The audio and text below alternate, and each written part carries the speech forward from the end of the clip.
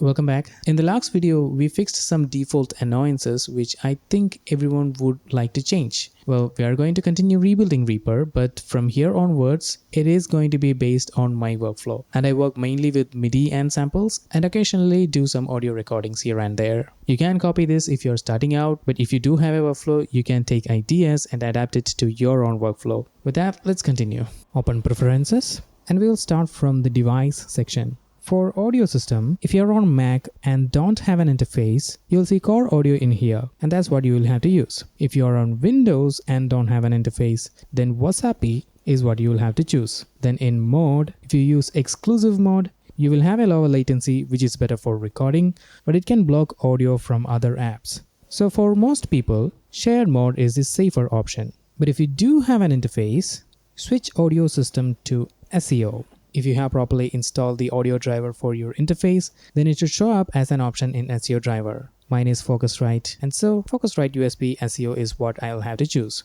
Then the next options will depend on the input and output of your interface. Then down here, I'm going to enable request sample rate and switch this value to 48,000 Hz. That's a solid default for most modern projects. I'm also going to enable request block size, but it is better to set it from our interface.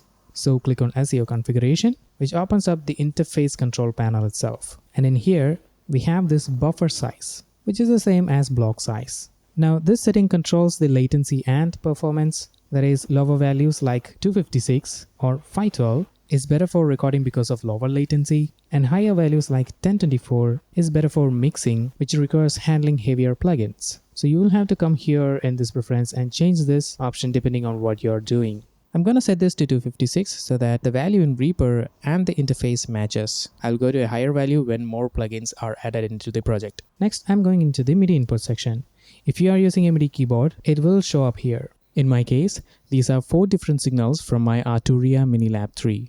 I'm going to enable the input and click on Reset All MIDI Devices. So now the audio interface and my MIDI keyboard is connected to Reaper and the system. Now let's scroll up to the undo section. Here we have this option: when approaching full undo memory, keep newest undo states. I'm going to enable this because undo behaving any other way just does not make sense. This probably should have been in the previous video, but yeah, make sure this is on. Next, project settings. Now, the recommended way to save projects in Reaper is to keep everything inside a single project folder. For example, this is a project folder and it holds the project file itself, and this media folder which holds all the audio used in that project. Now, if I move this folder to a different location, Reaper can lose track of the files because the path changes. But here we have this option: look for project media items in project directory before qualified path.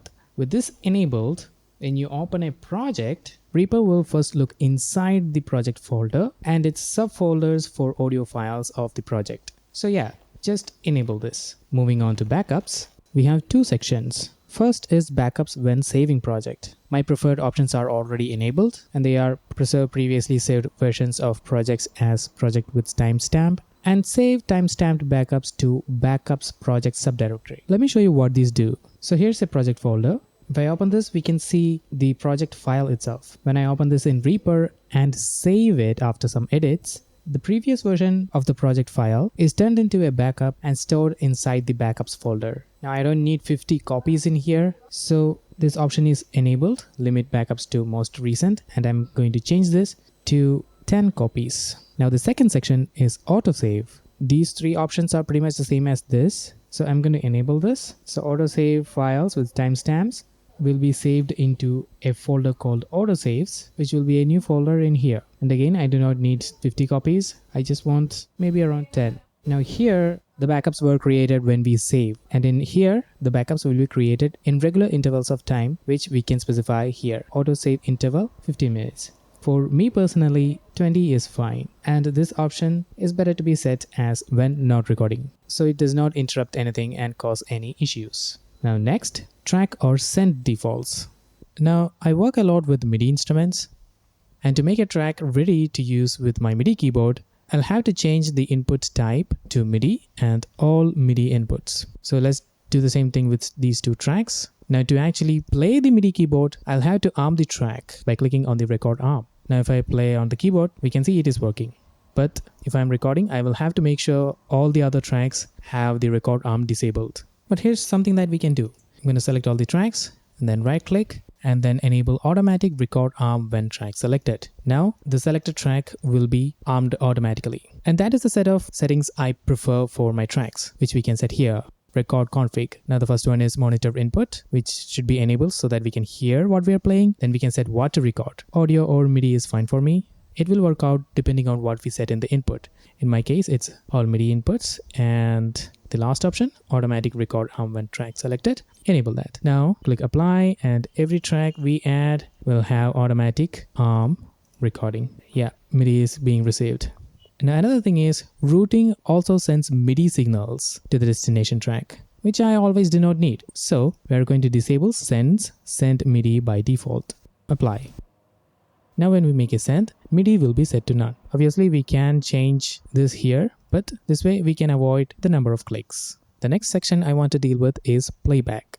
By default, the playback will stop at the end of the project, which I do not like. So stop or repeat playback at end of project is going to be disabled. Now the playback will continue even after the end of the project. Another thing is that there is this fade out on playback stop, which is fine for me, but I do not want tiny fade in on playback start, because if I were to start the playback from here, the transient here will not be that audible enough. So this is going to be disabled, and apply.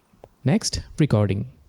By default, Reaper asks what to do with every new recording. In the prompt, we can actually disable that here, or we can change that in the preferences itself. Another thing is that this is the naming scheme for audio files, which is quite unreadable for me because this is just so many numbers. So I'm going to change that into REC for recording, then dash, then we will use wildcards. First, I'm going to use project.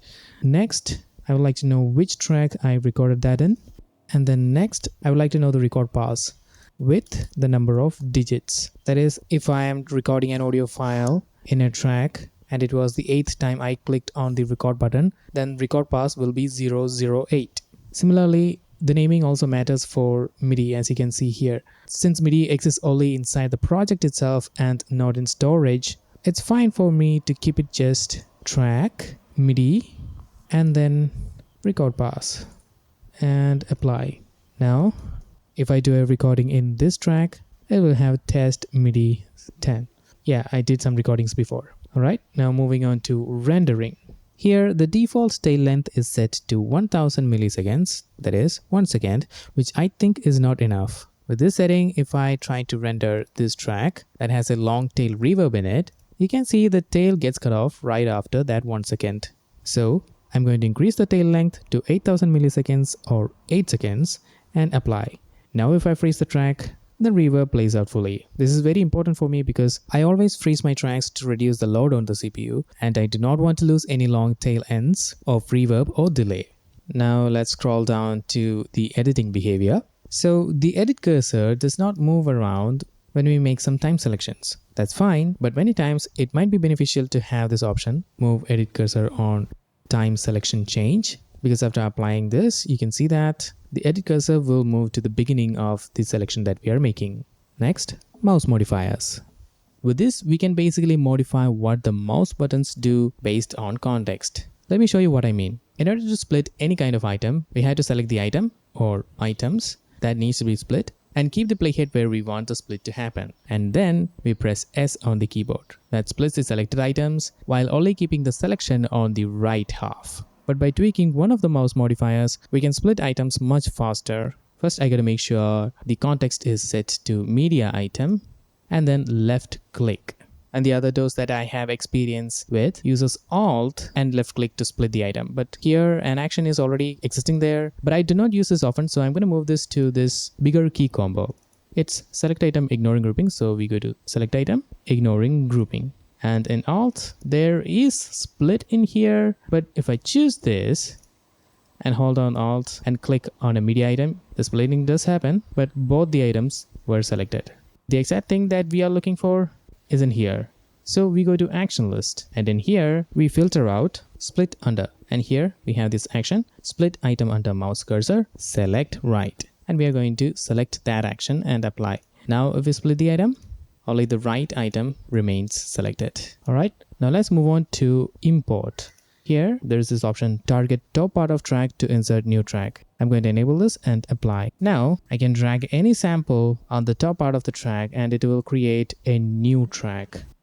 Next, VST. Reaper usually finds all the VST plugins in your system, but if you have installed some of them in the not so typical locations, then this is where we can add them. We click add path and then browse to the location and select the folder location that you need to add. After you have added all of them, the folder locations should show up here. Then you click on rescan. Here we have the option to rescan VST paths for new or modified plugins, and we click that. It will refresh our plugin list, and the time it will take will depend on the number of plugins in the new paths that we added. Let's move on to the next topic, which is project settings. We can bring it up by going into File and then Project Settings, or use the shortcut Alt-Enter.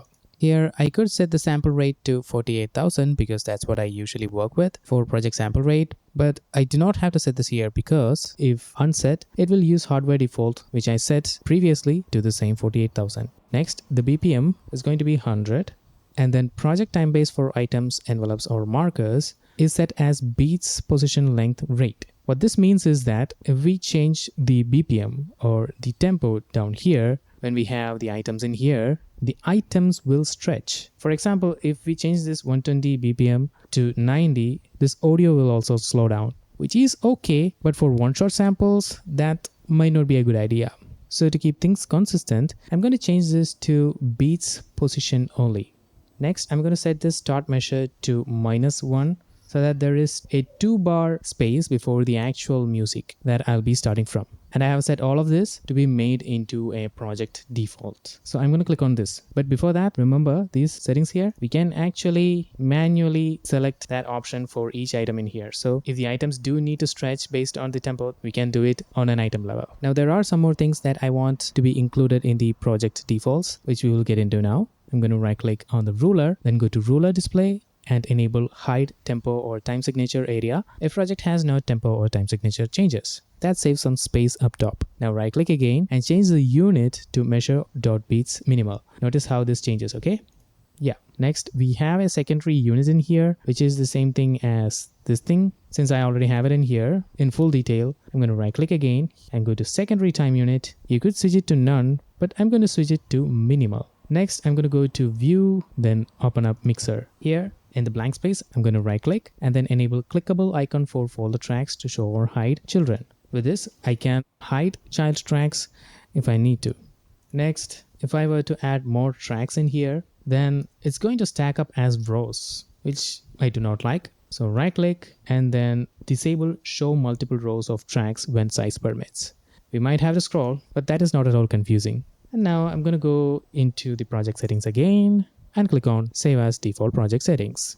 And that's it for this video. In the next video, we're going to expand what Reaper can do by adding our own custom actions, scripts, and other extensions. So I'll see you there.